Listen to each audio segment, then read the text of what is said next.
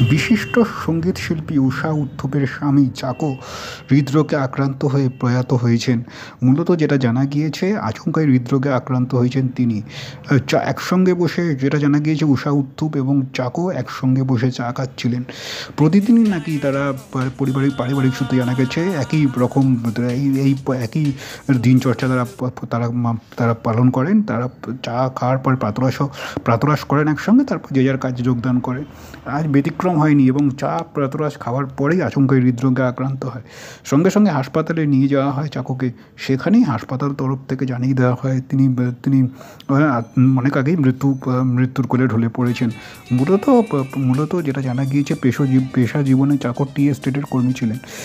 ঊষা উত্থুপ এবং চাকর একটি পুত্র সন্তান এবং কন্যা সন্তানও রয়েছেন।